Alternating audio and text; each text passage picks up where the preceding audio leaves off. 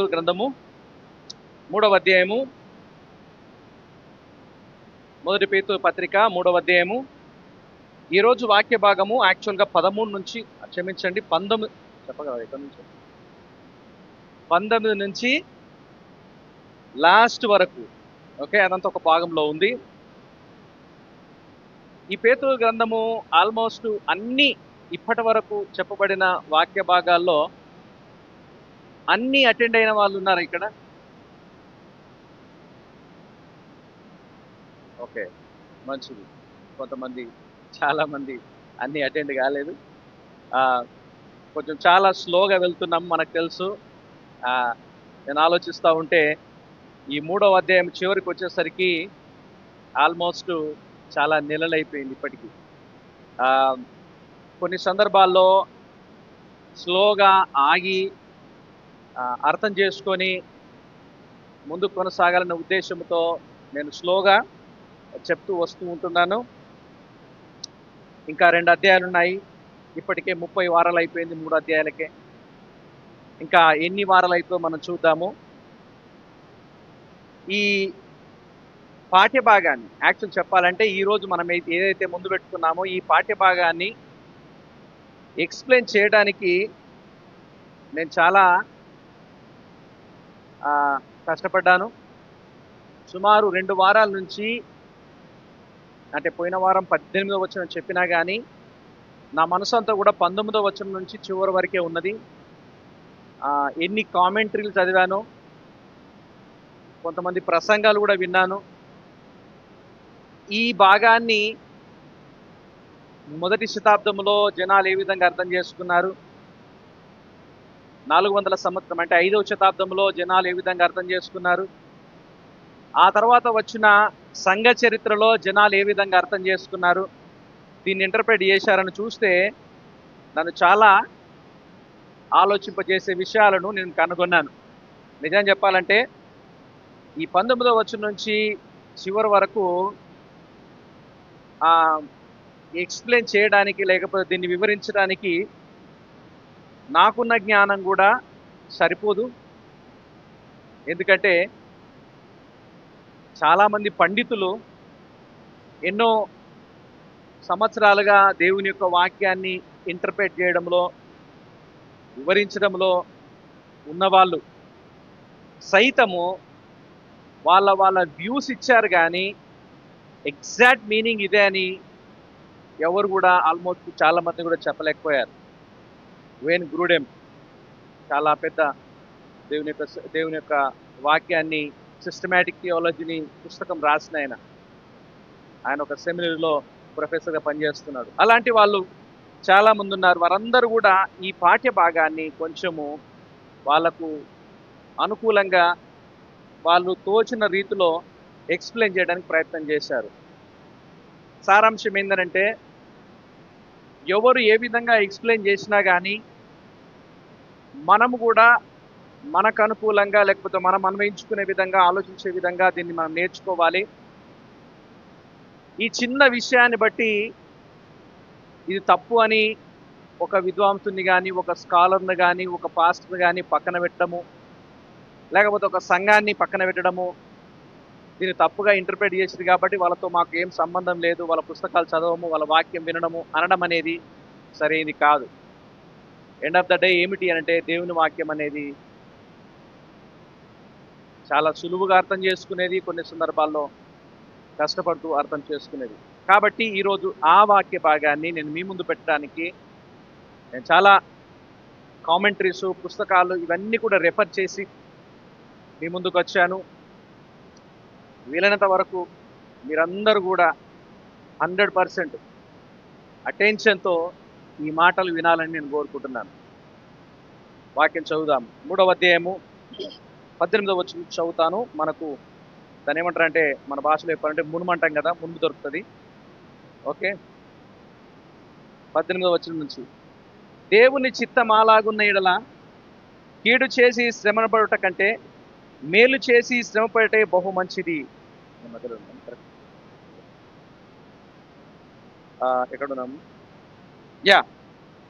మేలు చేసి శ్రమపడుటే బహు మంచిది. ఏలయనగా మనలను దేవుని యొద్దకు తెచ్చుటకు అనీతిమంతుల కొరకు నీతిమంతుడైన క్రీస్తు శరీర విషయంలో చంపబడి ఆత్మ విషయంలో బ్రతికింపబడి పాపముల విషయంలో ఒక్కసారి శ్రమపరచబడను.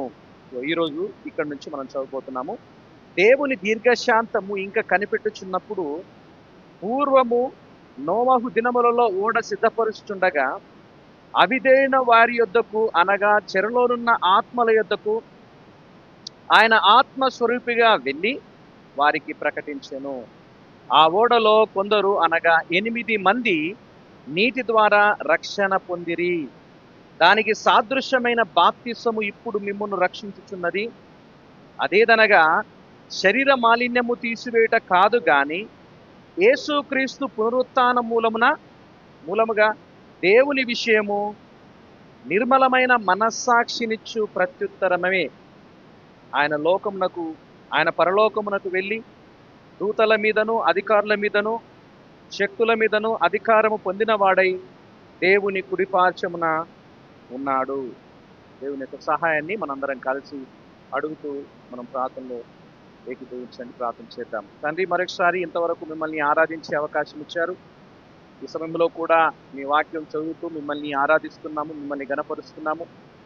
ఈ వాక్యం యొక్క అర్థాన్ని నేర్చుకోవడానికి మేమందరం కూడా సిద్ధపడి ఇష్టపడుతున్నాము. పరిశుద్ధాత్ముడా, మీరు వెలిగింపును ఇస్తేనే మాకు వెలిగింపు కలుగుతుంది. మీ మాటలు లోక సంబంధమైన వ్యక్తులకు అర్థం కాదు. ప్రకృతి సంబంధమైన మనుషుడు ఆత్మ సంబంధమైన సంగతులను వివేచింపలేడు. ప్రభా, మీరు క్రీస్తులో మీరు మాకు రక్షణ ఇచ్చారు. పరిశుద్ధాత్మని సంచకరువుగా మాలో ఉంచి మమ్మల్ని ప్రేరేపిస్తున్నారు. ఇక్కడున్న మా అందరికీ అర్థమయ్యే రీతిలో మీ సహాయం అనుగ్రహించమని, అన్ని విషయంలో కేవలము మీకే గుర్తింపు కలిగినట్లుగా సహాయం చేయమని యేసుక్రీస్తు నామములో అడుగుచున్నాము తండ్రి. మరొకసారి నేను దేవునికి వందనాలు చెల్లిస్తూ ఉంటున్నాను. ఈ యొక్క పాఠ్యభాగంలో మనం చదువుతున్నప్పుడు పేతురు గ్రంథానంతా కూడా మళ్ళొకసారి మనము రివ్యూ చేసుకోవాలి. చెదిరిపోయిన క్రైస్తవులకు రాస్తున్నాడు. వీళ్ళు చాలా దూరం వెళ్ళిపోయారు, వాళ్ళ సొంత స్థలాలు వదిలిపెట్టారు.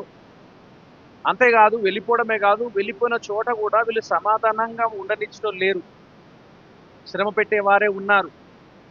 అలాంటి వాళ్ళు కొంతమంది పౌరులుగా ఉన్న చోట వాళ్ళను హింసించే సమాజం ఉంది, అధికారులు ఉన్నారు. పనిచేసే చోట వాళ్ళను వాక్యంలో చూస్తే ఏమనుంది, ఎలాంటి వారు ఉన్నారంట? దుష్టులు, ముష్కరులైన యజమానులు ఉన్నారు వాళ్ళను శ్రమ పెట్టడానికి. కుటుంబాల్లో రక్షణ మారు మనసు లేని భర్తలున్నారు భార్యలను ఇబ్బంది పెట్టడానికి. భార్యలున్నారు రక్షింపబడిన ఆత్మీయతలో కొనసాగుతున్న భర్తలను ఇబ్బంది పెట్టడానికి. ఆ తర్వాత 3వ అధ్యాయము 8-9 వచనాల్లో చూస్తే సంఘంలో ఉండవలసిన కొన్ని లక్షణాలు కూడా చెప్పాడు. అంటే ఏంది? అలాంటి లక్షణాలు లేని వాళ్ళు కూడా సంఘాల్లో ఉన్నారు. ఈ విధంగా ఉన్న ప్రతి చోట కూడా నీతిగా, భక్తిగా, విశ్వాసములో కొనసాగే వాళ్లకు ఏదో ఒక రకంగా శ్రమలుంటాయి. పోయిన వారంలో నేను బ్రీఫ్గా చెప్పాను. రక్షింపబడిన వ్యక్తి లోకముతో కలిసిపోడు కాబట్టి లోకము నుంచి శ్రమలుంటాయి. రక్షణ ఉండి కూడా లోకానికి భయపడి లోకముతో కలిసిపోయి ఉంటే బయట మందితో సమాధానంగా ఉండొచ్చునేమో కానీ మనసులో సమాధానం ఉండదు. ఎందుకనంటే చేసేది తప్పు అని, దేవునికి అవిధేయులుగా జీవిస్తున్నాను అనే మనసులో అది ఉండిపోతుంది. కాబట్టి ఓవరాల్గా ఆలోచిస్తే క్రైస్తవులకు దేవుని కొరకు లోబడి బ్రతికిన శ్రమలుంటాయి, దేవుణ్ణి ధిక్కరించిన శ్రమలుంటాయి. 16-17 వచనం అంటున్నాడు, మేలు చేసి శ్రమపడడం మంచిది, కీడు చేసి శ్రమపడట కంటే మేలు చేసి శ్రమపడడం మంచిది. అనగా నువ్వు పని చేస్తున్న చోట, నీవు జీవిస్తున్న చోట, నీ కుటుంబంలో కావచ్చు, సమాజంలో కావచ్చు, నువ్వు చేసే స్థలంలో కావచ్చు, నువ్వు నీతిగా, భక్తిగా, విశ్వాసిగా బ్రతికితే ఒకవేళ వేరే వాళ్ళు నీకు ఇబ్బంది కలిగించినా, ఇబ్బంది పుట్టించినా, నీ మనసులో దేవునితో ఉన్న సంబంధం అనేది పదిలంగా ఉంది కాబట్టి దాన్ని బట్టి దేవునికి స్తోత్రం అని చెప్పాలి. అది మేలు చేసి శ్రమ పడడము. ఒకవేళ లోకంతో కలిసిపోతే బయట ప్రపంచానికి నువ్వు యాక్సెప్టబుల్గా అంగీకారంగా ఉంటుండొచ్చును, కానీ నీ మనసులో సంతృప్తి ఉండదు. ఎందుకంటే నువ్వు దేవునికి విరుద్ధంగా అజ్ఞానంగా జీవిస్తున్నామని నీ మనస్సాక్షి ఒప్పుకోదు. మనస్సాక్షి దేవుడిచ్చిన గొప్ప అలారం. మనస్సాక్షికి లోబడితే దేవుని ఎదుట మనం యోగ్యులుగా ఉంటాము. ఈ తాత్కాలికమైన శ్రమలు వీటిని బట్టి ఏమంటున్నాడంటే, మనం పరదేశులం, యాత్రికులము, పర్మనెంట్గా లోకంలోనికి రాలే. అందరినీ సంతృప్తిపరచడానికి మనం ఉండలేం. రూల్స్ రెగ్యులేషన్స్ మనం పాటించాలి. యజమానుల దగ్గర నమ్మకంగా పనిచేయాలి. సమాజంలో ఉన్నప్పుడు మన బాధ్యతలు మనం నిర్వర్తించాలి. సంఘంలో ఉన్నప్పుడు మన బాధ్యతలు మనం నిర్వర్తించాలి.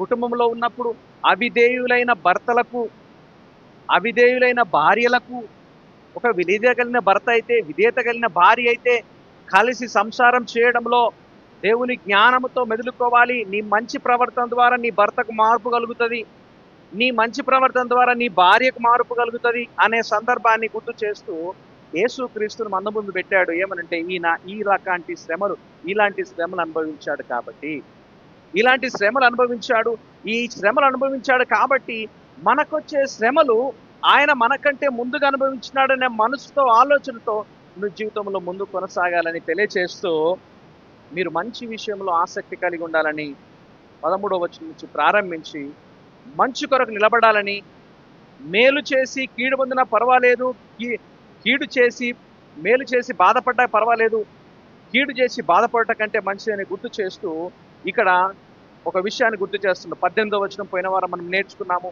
ఈ 18వ వచనంలో యేసుక్రీస్తు ఏ విధంగా శ్రమ అనుభవించాడు, యేసుక్రీస్తు ఏ విధంగా వీటిని ఎదుర్కొన్నాడు, ఏ విధంగా జయించాడు, ఏ విధంగా మనుషులు ఆయనను కంప్లీట్గా నాశనం చేయాలనుకున్న వాళ్ళు అది చేయలేకపోయారు. ఎవరైతే ఆయన మీద కుట్రబన్నారో వాళ్ళు జయించలేకపోయారు. ఈ విషయాన్ని గుర్తు చేస్తూ ఈ 19వ వచనంలో ఒక సంఘటన తీసుకొస్తాడు. పేతురు ఎలాంటి యొక్క రచయిత అనంటే, నా మాట వినండి, పౌలులాగా పేతురు ఒక టాపిక్ తీసుకొని, ఒక థీమ్ తీసుకొని, ఒక అంశం తీసుకొని అధ్యాయం అంతా, పుస్తకం అంతా డీల్ చేయడము అది పౌలు స్టైలు. కానీ పేతురు స్టైల్ ఎలాంటిది అని అంటే, ఒక టాపిక్ చెప్తాడు, సడన్గా ఇంకో టాపిక్ వెళ్ళిపోతాడు. ఆ తర్వాత కొంత సమయానికి మళ్ళీ ఏదైతే కొన్ని వచనాల క్రితము విడిచిపెట్టిండో మళ్ళీ అదే టాపిక్ వస్తాడు. మీరు ఆలోచించండి. 19వ వచనం చూడండి, క్షమించండి, 18వ వచనంలో ఆయన మాట్లాడుతూ ఏమనంటే, ఏలయనగా మనల్ని దేవుని యొద్దకు తెచ్చుటకు అనీతిమంతుల కొరకు నీతిమంతుడైన క్రీస్తు శరీర విషయంలో చంపబడి, ఆత్మ విషయంలో బ్రతికింపబడి, పాపముల విషయంలో ఒక్కసారే శ్రమపడను. ఇప్పుడు 22వ వచనం చదవండి. శ్రమపడిన ఆయన పరలోకమునకు వెళ్ళి దూతల మీదను అధికారుల మీదను శక్తుల మీదను అధికారము పొందినవాడై దేవుని కుడిపార్శ్వమందు. మీకు అర్థమవుతుందా? 18వ వచనం తర్వాత 22వ వచనం రావాలి. అట్లయితే ఈ కనెక్షన్ కరెక్ట్గా ఏర్పడుతుంది. కానీ మధ్యలో వేరే విషయాన్ని పెట్టి అదే విషయాన్ని 22వ వచనంలో కంటిన్యూ చేస్తున్నాడు. ఆ విషయం ఏమిటి అని అంటే, మీరు ఆలోచించండి. ఇక్కడ చాలామంది పండితులు ఇక్కడ సతమతమయ్యే విషయాలు ఏమిటి అని అంటే,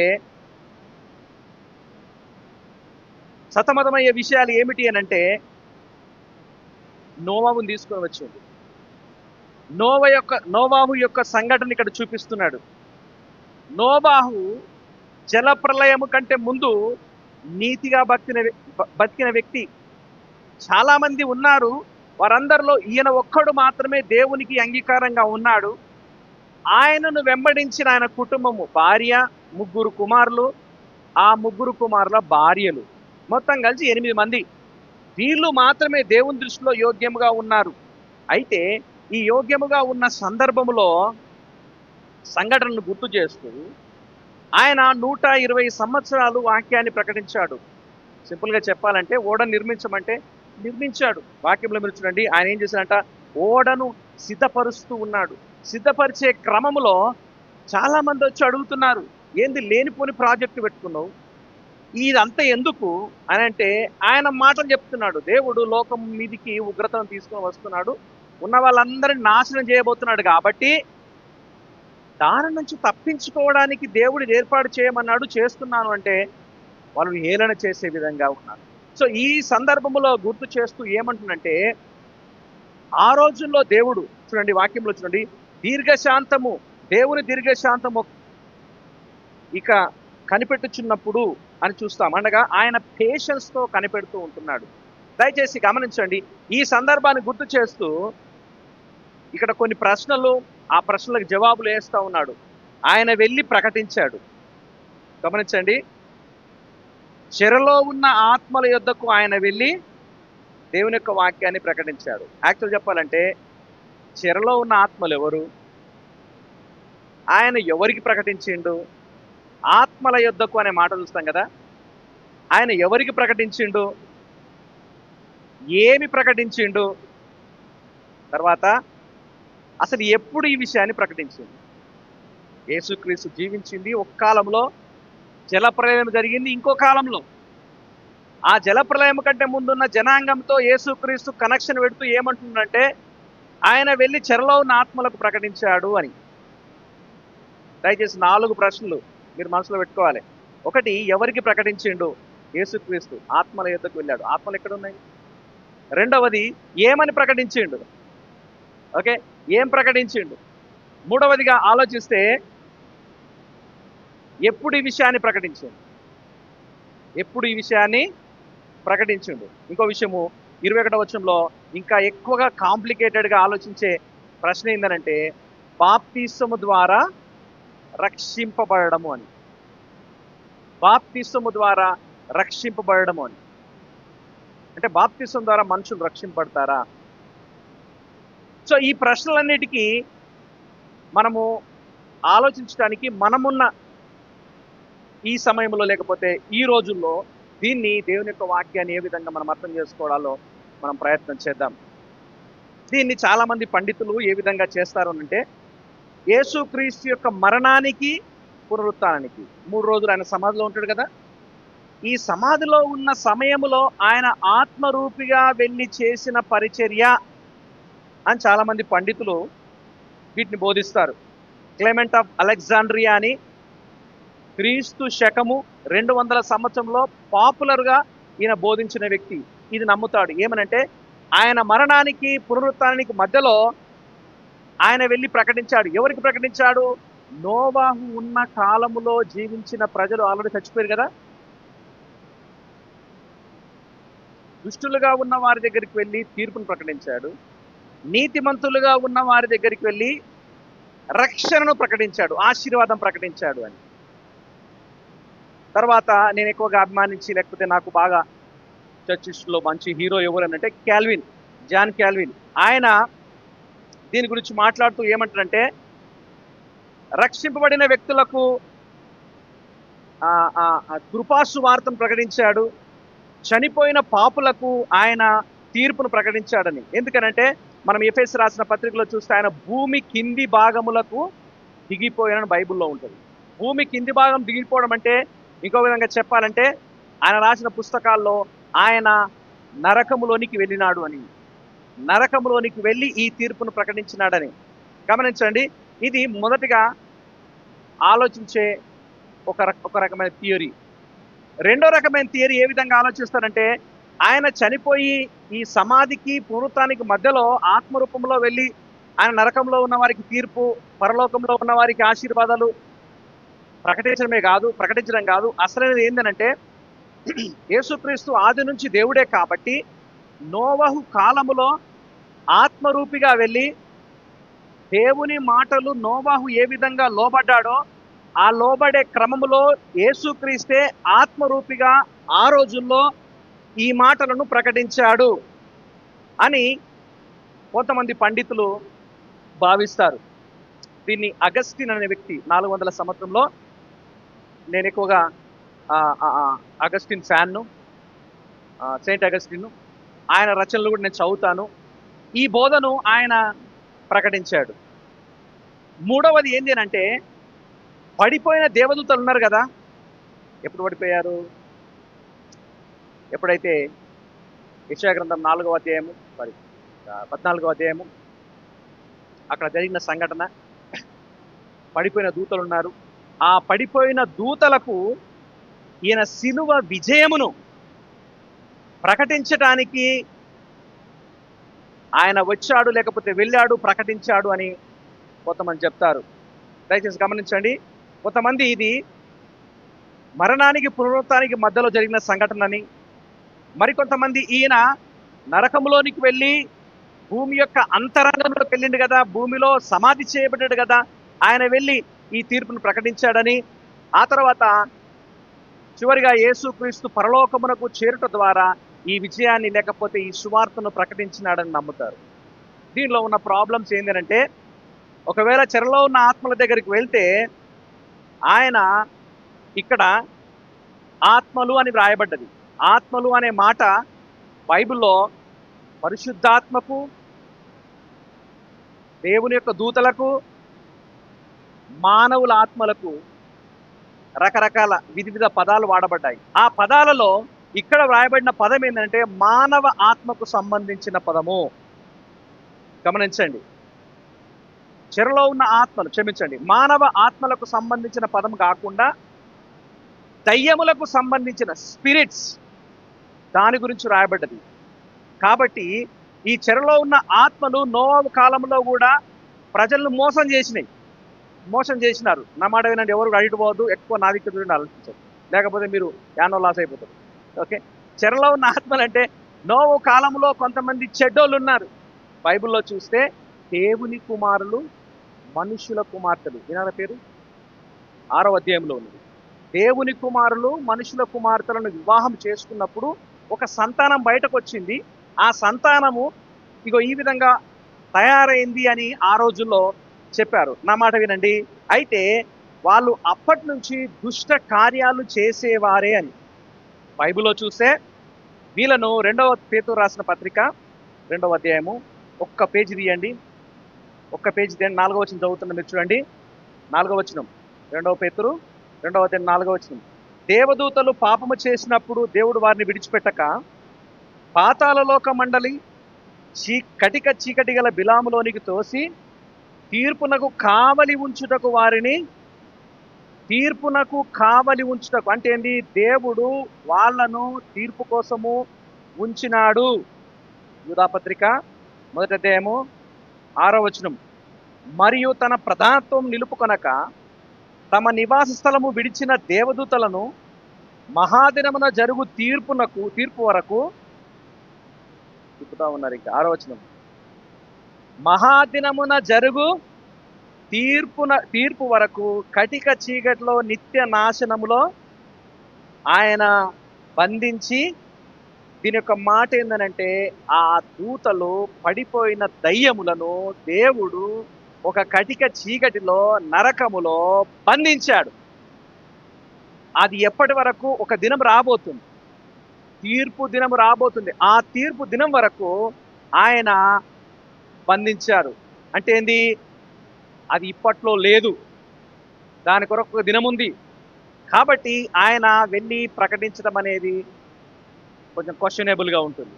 రెండవది ఏంటంటే ఆయన వెళ్ళి నీతిమంతులకు రక్షణ ప్రకటించాడు, దుష్టులకు శిక్షణ ప్రకటించాడు అని అంటే నీతిమంతులకు రక్షణ ప్రకటించడానికి, దుష్టులకు కూడా రక్షణ గురించి తెలియచేయటానికి రెండవ ఛాన్స్ ఎవరికి లేదు. బైబిల్లో చూస్తే ప్రతి ఒక్కరు కూడా ఒక్కసారే మరణించాలి, ఆ తర్వాత తీర్పు జరుగుతుంది. మళ్ళీ అవకాశం అనేది లేదు.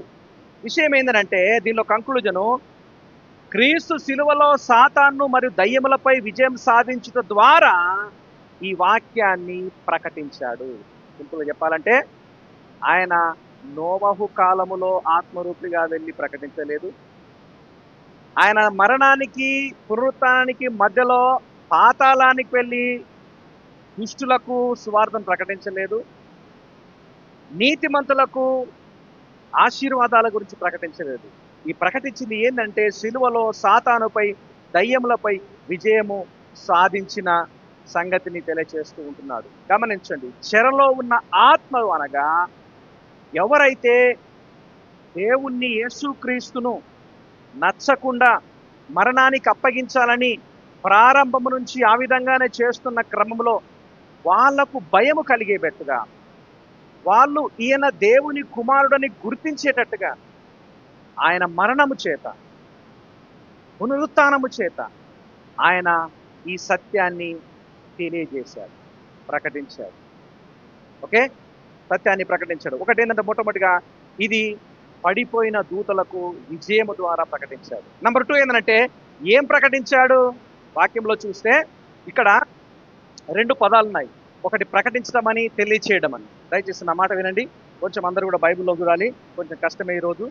అందరూ కూడా కరెక్టే ఉన్నారు, చాలా సంతోషము. చూడండి ఏమనుంది 20వ వచనం చివరిలో, ఆయన వెళ్ళి వారికి ప్రకటించెను. 20వ వచనం చివరిలో ఆయన వెళ్ళి వారికి ప్రకటించెను అనే మాట యాక్చువల్ చెప్పాలంటే సువార్తను ప్రకటించెను, తెలియజేసెను. దీన్ని ఆ గ్రీకులో 2 పదాలు ఉన్నాయి. ఎవాంజలియోన్, ఎవాంజలిజం, ప్రకటించడము అని అంటే అది సువార్తకు సంబంధించిన మాట. కానీ ఇక్కడ ఆ మాట వాడబడలే. ఏ మాట వాడబడిందంటే కెరుజు అనే మాట వాడబడింది. కెరుజు అంటే ఏంటంటే జస్ట్ తెలియజేయడం. గుర్తుంచుకోనండి. అంటే ఏంది? మొదటి అధ్యాయము 12వ వచనం చూడండి. మొదటి అధ్యాయం 12వ వచనంలో, పరలోకము నుంచి పంపబడిన పరిశుద్ధాత్మ వల్ల మీకు సువార్త ప్రకటించుట ద్వారా. ఓకే, అదే 24వ వచనం కూడా చూడండి. 24వ వచనం లాస్ట్కు ఉంది, మీకు ప్రకటింపబడిన సువార్త. అంటే ఏంది? గమనించండి, చనిపోయిన ఆత్మలకు సువార్త నమ్మే అవకాశం మళ్ళీ లేదు. ఎందుకంటే అది బైబిల్కు విరుద్ధమైంది. ఒకసారి మనిషి మరణిస్తే అది ఒకసారి అయిపోయినట్టే. దయచేసి గమనించండి, సెకండ్ ఛాన్స్ లేదు. దీని యొక్క అర్థం ఏంటంటే, ఏం ప్రకటించినాడంటే పాపము, మరణము, సాతానుపై క్రీస్తుకు విజయం ఉన్నదనే సంగతి, మ్యాటరు. ఆయన మాత్రమే అధికారి, ఆయన మాత్రమే శక్తిమంతుడు అని ఆయన పునరుత్థానము ద్వారా సమాచారాన్ని ప్రకటించారు. మరి ఎప్పుడు జరిగింది?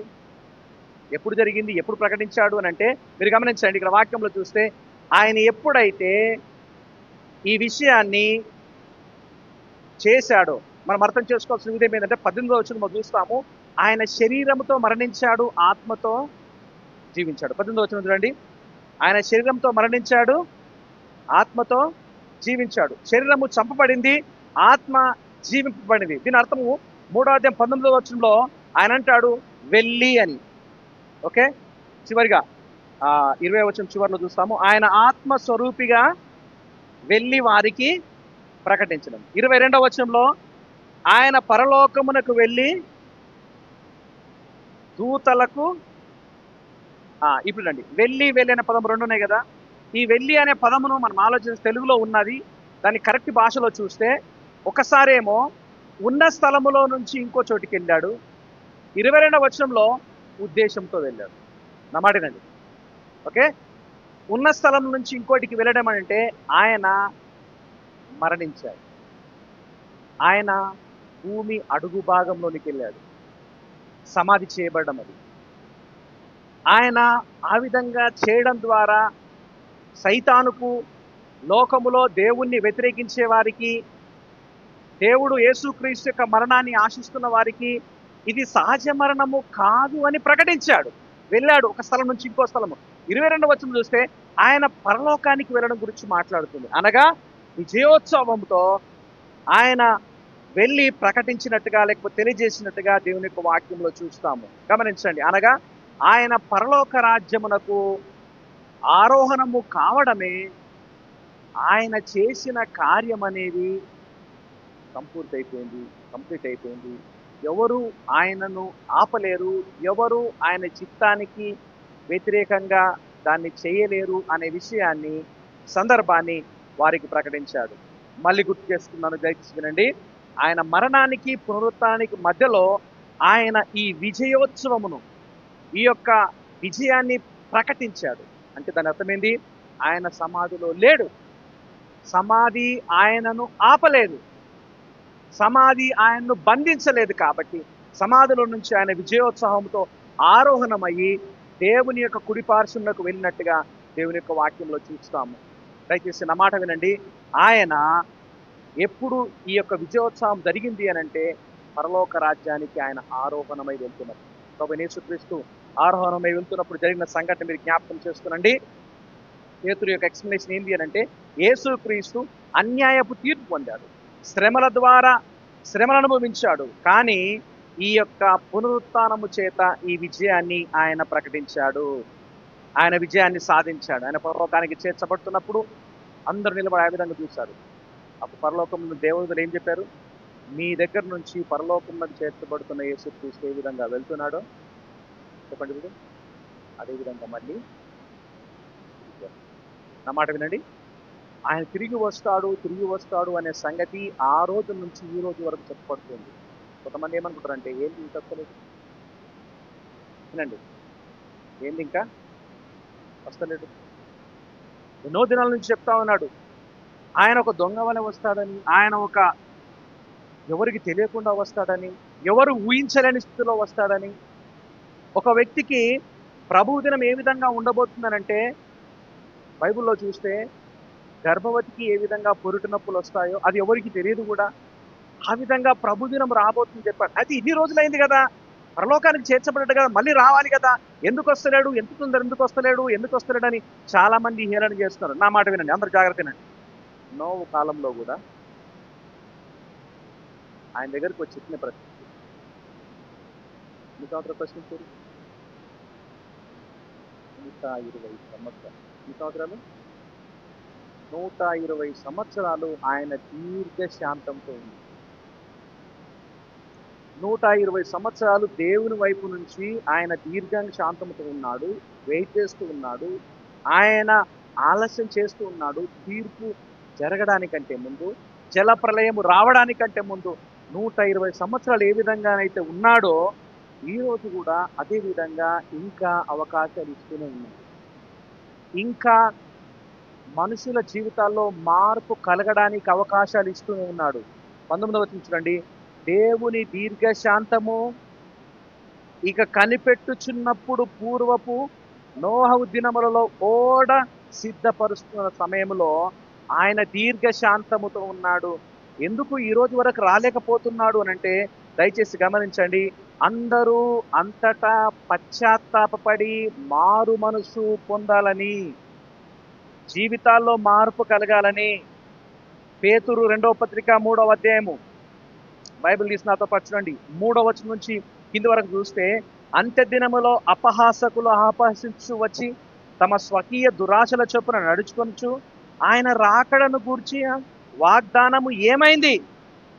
పితరులు నిద్రించిన మొదలుకొని సమస్తమును సృష్టి ఆరంభం ఉన్నట్టే నిలిచి ఉన్నదని చెప్పుదురని మొదట మీరు తెలుసుకోండి. ఈ విధంగా చెప్పుకుంటూ పోతే 5వ వచనంలో ఓడలోనికి నీళ్లు, ఓడ చుట్టూ నీళ్లు వచ్చేంత వరకు కూడా ఈ భక్తిహీనులకు దేవుని జ్ఞానాన్ని గుర్తించని మనుషులు ఏలన చేస్తూనే ఉన్నారట, ఏలన చేస్తూనే ఉన్నారు.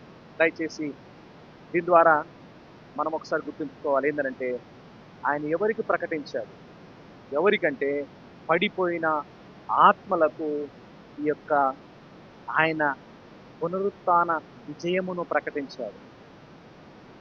ఏం ప్రకటించాడనంటే, ఆయన మాత్రమే శక్తిమంతుడు, ఆయనకు మాత్రమే సాధ్యము, శ్రమపరచబడిన వాడు అని ఆయన ప్రకటించాడు.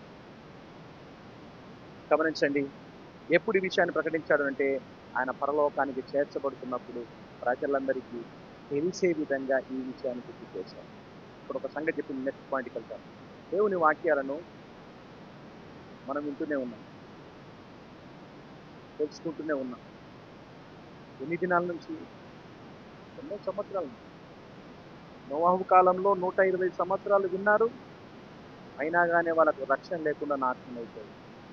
ఈ రోజుల్లో ఉన్న మనము ఏం ప్రకటింపబడుతుంది, ఎందుకు ప్రకటింపబడుతుంది, అసలు ఎవరికి ఎవరు ప్రకటిస్తున్నారు, ఈ సత్యం అనేది ఇంత ప్రకటింపబడ్డా కానీ నేను నా జీవితంలో ఏమైనా మార్పు తీసుకొస్తుందా అనే ఆలోచన ఈ సంఘటన ద్వారా మనం నేర్చుకోవాలి అనే విషయాన్ని మనం గుర్తించాం. ఆయన ప్రకటించారు, గమనించండి. ఆయన ప్రకటిస్తూనే ఉన్నాడు. ప్రకటించబడిన మ్యాటర్ కూడా ఉన్నది. అంతేకాదు, ఈ ప్రకటించబడిన విషయం అనేది చెప్పబడ్డది. 4వదిగా నేను 20వ వచనంలో మీ ముందు పెడతాను. 4వ వచనం చూడండి. 20వ వచనము. ఆ ఓడలో కొందరు అనగా 8 మంది నీటి ద్వారా రక్షణ పొందిరి. దానికి సాదృశ్యమైన బాప్తిసం ఇప్పుడు మిమ్మను రక్షించున్నది. ఇక్కడ చాలా మంది ఇంకొక పెద్ద పొరపాటు చేస్తారు. దీన్ని ఏమంటారంటే బ్యాప్టిజమల్ రిజనరేషన్ అంటారు. అంటే ఏంటి? బాప్తిసం తీసుకోవడం ద్వారా మనుషులకు రక్షణ కలుగుతుంది అని. చాలా సార్లు బాప్తిసం తీసుకోవడానికి మనుషులు ఆతురపడే దేనికోసం అంటే ఓ గుర్తింపు ఉంటుందని, ఇదివరకు రోజుల్లో రకరకాల కారణాల చేత బాప్తిసం తీసుకున్నారు. దయచేసి నా మాట వినండి. ఇక్కడ బాప్తిసము మనిషిని రక్షిస్తుంది అని దాని యొక్క ఉద్దేశం కాదు. బాప్తిసము దేని గురించి తెలియజేస్తుందంటే, మనం చూస్తే నోవహు కాలములో దీర్ఘశాంతాన్ని దేవుడు ప్రకటించాడు, చూపించాడు. 120 సంవత్సరాలు చాలా దీర్ఘశాంతంగా ఉన్నాడు. ఆయన కాలంలో ఆయన ఒక్కడు మాత్రమే నీతిమంతుడని చెప్పబడింది. గమనించండి, రక్షింపబడడానికి కానీ బహిరంగంగా బాప్తిసం తీసుకోవడానికి భయపడుతున్న వాళ్ళ కోసం ఈ విషయం చెప్తున్నాడేమో ఆ రోజుల్లో. మళ్ళీ మనం వెనక్కి చూస్తే ఆ కాలంలో శ్రమలు అనుభవిస్తున్న క్రైస్తవులు చాలా మంది ఉన్నారు.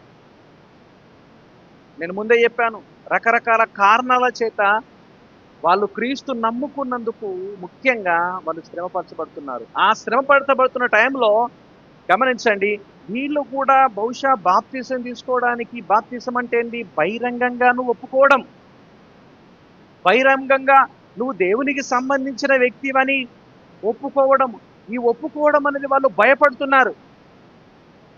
ఒక విధంగా చెప్పాలంటే ఈ భయపడుతూ తీసుకోవడానికి వాళ్ళకి ఇష్టపడతలే. అయితే వాళ్ళు ఏమంటున్నారంటే, బాప్తిసం ద్వారా జరిగే ఈ బహిరంగంగా నువ్వు తెలియజేసే విషయం అనేది నిన్ను దేవుని దగ్గర నిందారహితునిగా చేస్తుంది అనే సంగతిని ఇక్కడ తెలియజేస్తున్నాడు. అంటే ఒక సాదృశ్య రూపంలో, ఒక సారూప రూపంలో ఈ విషయం రాసుకున్నాడు. ఏంటంటే, రక్షింపబడిన క్రైస్తవులకు గమనించండి, రక్షణ బాప్తిసం అనేది చాలా ముఖ్యము. ఎందుకంటే జలప్రలయము తీర్పు నుండి రక్షింపబడినట్టుగా నోవా కాలంలో ఉన్న విశ్వాసులు రక్షణ బాప్తిసం ద్వారా దేవుని తీర్పు నుండి రక్షింపబడే విధంగా చేస్తుంది. దయచేసి నా మాట వినండి.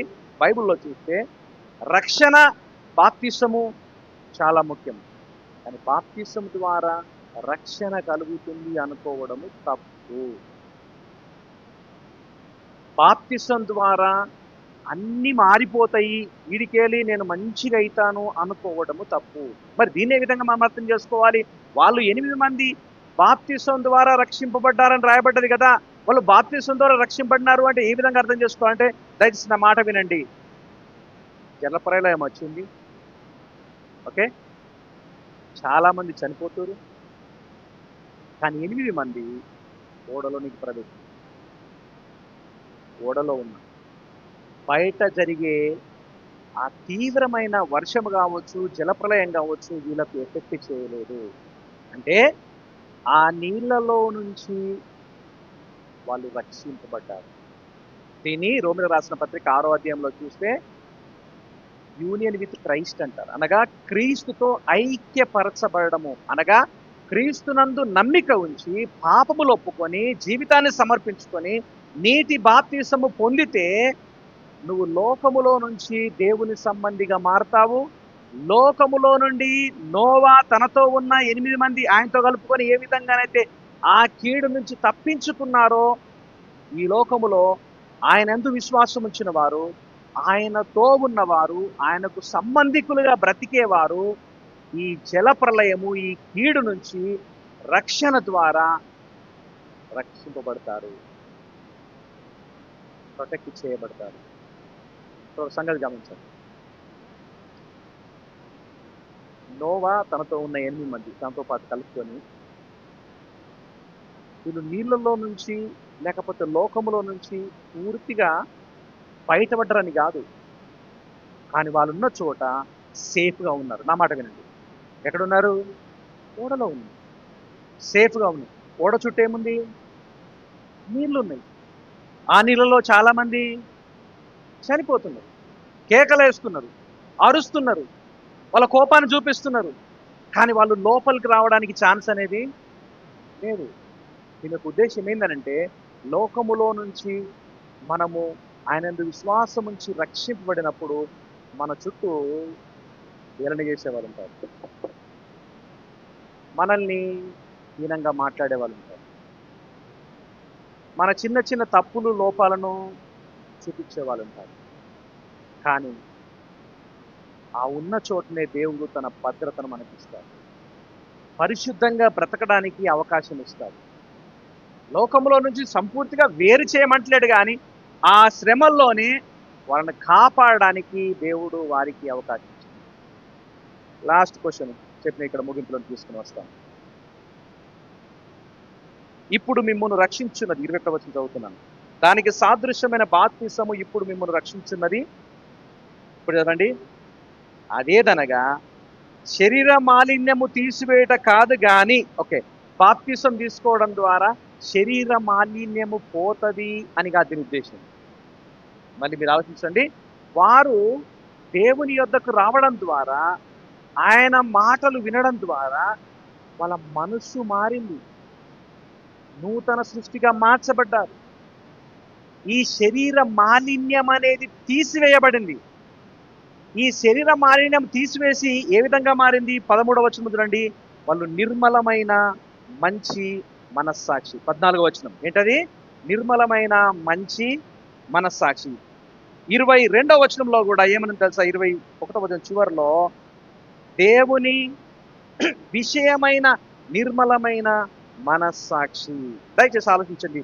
దేవుని విషయమైన నిర్మలమైన మనస్సాక్షి అనేది ఓడలోని ఉన్నవారికి దేవుడు ఇచ్చారు, రక్షింపబడిన వ్యక్తులకు ఇచ్చారు,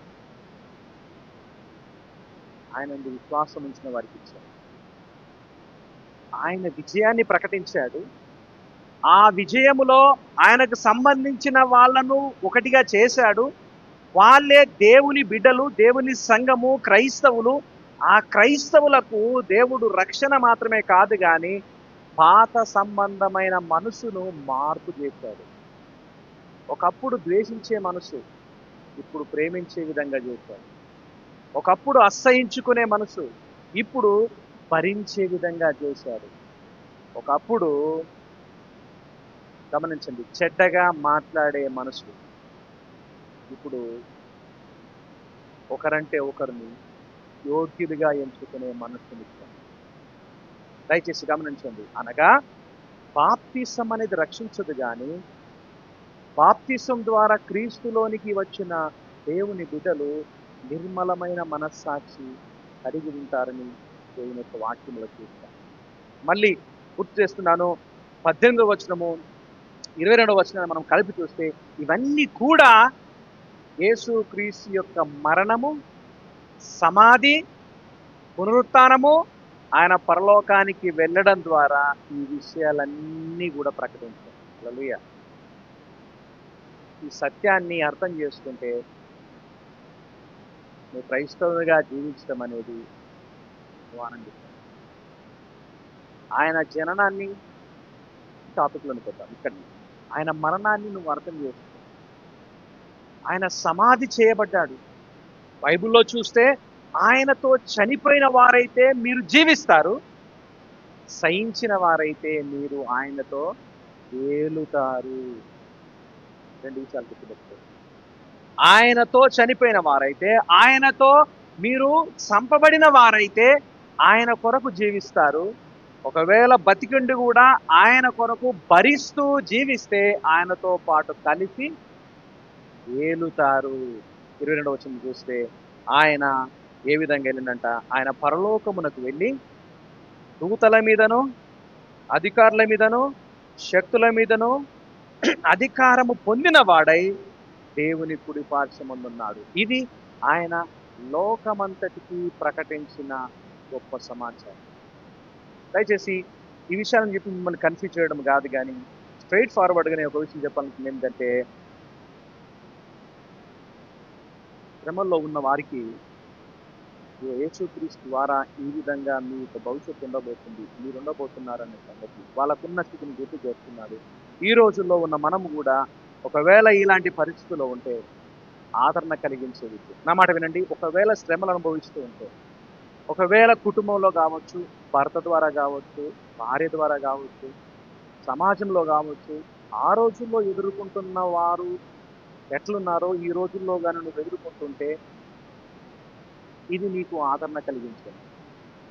ఎందుకంటే నీకంటే నాకంటే ముందుగా క్రీస్తు వీటినన్నింటినీ కూడా అనుభవించినాడు అనడంతో మనకు ఆదరణ, సంతోషాన్ని కలిగించే, ఆనందం కలిగించే మాట. ఇంకో వైపు నుంచి చూస్తే, ఇన్ని జరిగినా కానీ నీ జీవితంలో మార్పు కలగడం లేదు అంటే, నీ ఆలోచనలో మార్పు రావడం లేదు అనంటే, నీ క్రైస్తవ జీవితంలో మార్పు రావడం లేదు అనంటే, నువ్వు దేవుని కొరకు నిలబడడానికి నీవు నిశ్చయించుకోవడం లేదు అనంటే, నోవాహు దినములలో తీర్పు ఆలస్యం చేసినట్టుగా నీ కొరకు తీర్పు ఆలస్యముగా ఉంటది అని భ్రమపడద్దు. 120 సంవత్సరాలు వెయిట్ చేసి అంత సమయము నీ విషయంలో దేవునికి ఉండకపోలేదు. బైబిల్ ఏం చెప్తుంది?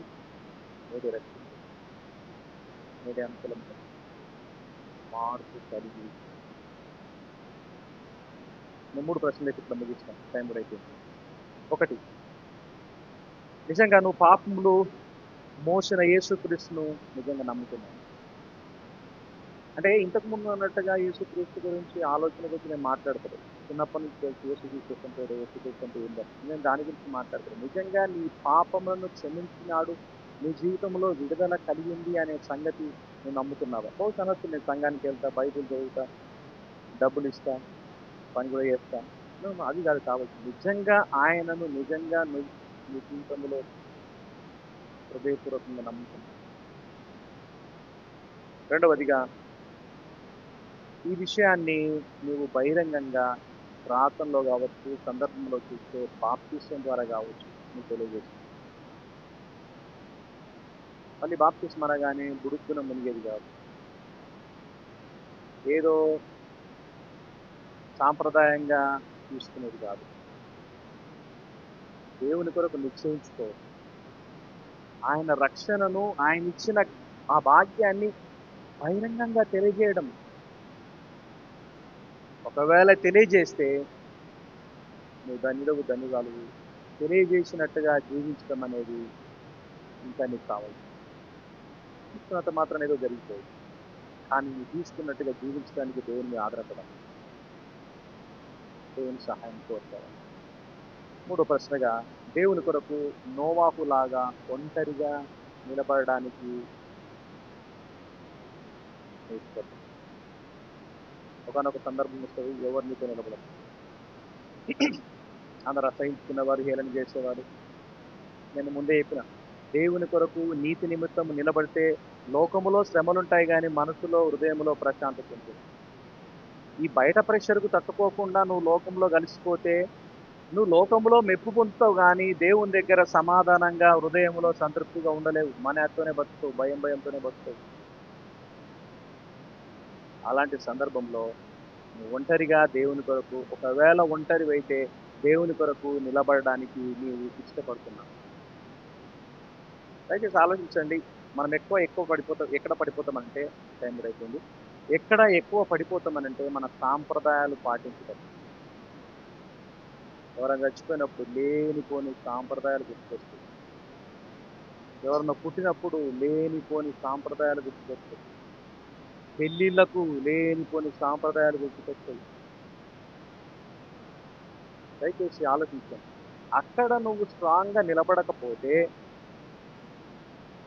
నువ్వు లోకంతో కాంప్రమైజ్ అవుతున్నట్టే లెక్క, కుటుంబంతో కాంప్రమైజ్ అవుతున్నట్టే లెక్క. మన సంస్కృతిలో ఏ విధంగా ఉందంటే, మన జీవితం మన చేతిలో ఉండదు. ఓకే, ఒక మాట చెప్పి నేను ముగిస్తాను. మన జీవితం మన చేతిలో ఉండదు. ఇట్లాంటి సందర్భాలకు వచ్చేసరికి ఎన్నటి లెవెల్లో కూడా ఆయన చేస్తాడు వీడు. యాడ 10 పైసల మాటలు మాట్లాడేటోళ్ళు కూడా ఆడ జోరు చూపిస్తారు. అగో గిట్లేనా ఏది?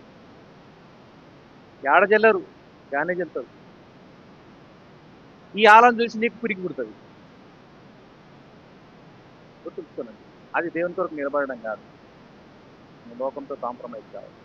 నోవాహు 120 సంవత్సరాలు ఎక్కడ కూడా కాంప్రమైజ్ కాలేదు. హేళన చేసిన వాళ్ళు లేరా? అవమానకరంగా మాట్లాడిన వాళ్ళు లేరా? ఆయన అవమానించిన వాళ్ళు లేరా? అయినా కానీ ఆయన ఎక్కడ కూడా భయపడ్డాడు. దయచేసి మరొకసారి గుర్తు చేస్తున్నాను, ఆ రోజుల్లో క్రైస్తవులు ఇలాంటి ప్రెషర్లోనే ఉన్నారు. ఆ రోజుల్లో ఉన్న క్రైస్తవులు చెదిరిపోయి ఇలాంటి యొక్క ఒత్తిడిలోనే ఉన్నారు. కానీ వాళ్ళు విశ్వాసం విడిచిపెట్టారు, పాపం చేయరు, అపవిత్రతకు తావీయలేదు. సో ఇన్ని సత్యాలు వింటున్న మనము నిజంగా ఏ విధంగా నిలబడుతుంది?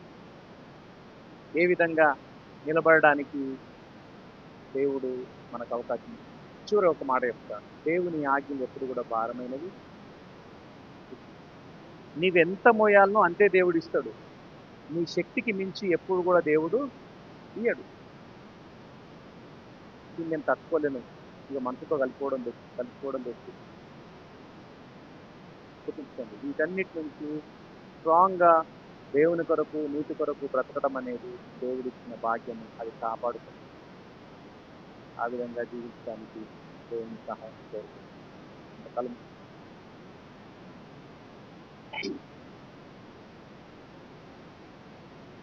దయచేసి ప్రతి ఒక్కరు కూడా కళ్ళు మూసుకొని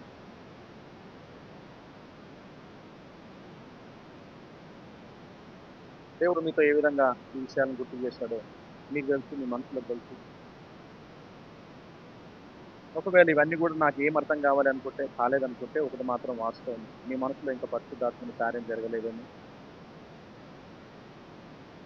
అర్థం చేసుకునే సామర్థ్యం ఇంకా దేవుడు మీకు ఇవ్వలేదు, అనగా ఇంకా నువ్వు దేవునికి చాలా దూరంగా ఉన్నావు, నీకు మారు మనసు, రక్షణ, పశ్చాత్తాపం లేదు. ఒకవేళ అర్థం చేసుకున్నా కానీ వీటిని చేయడం చాలా కష్టం అనుకుంటే దేవుడు సహాయం చేస్తాడు. ఆయన ప్రకటించిన వార్త, ఆయన పునరుత్థానము చేత మరణము, సమాధి, ఆ విజయోత్సవమైన పునరుత్థానము, ఆయన పరలోకానికి ఆరోహణమైన సందర్భం అనేది ప్రజలలో మెలకువ కలిగించడానికి, కష్టాల్లో ఉన్న క్రైస్తవులకు ఉపశమనము కలిగించడానికి దేవుడి అవకాశం, వాళ్ళకి ఆదరణ కలిగించాలి. ఈ దినాల్లో అలాంటి పరిస్థితుల్లో కానీ నీవు ఉంటే దేవుడు నీతో మాట్లాడుతున్నారు, నిన్ను హెచ్చరిస్తున్నారు, నిన్ను ఆదరిస్తున్నారు, నిన్ను బలపరుస్తున్నారు. యుద్ధము నువ్వు ఒక్కడివి కాదు, నువ్వు ఒక్కను కాదు, దేవుడే నీ పక్షాన ఆయన యుద్ధాన్ని జరిగిస్తాడు. ప్రభునందు విశ్వాసం ఉంచిన వారైతే దేవునికి స్తోత్రం.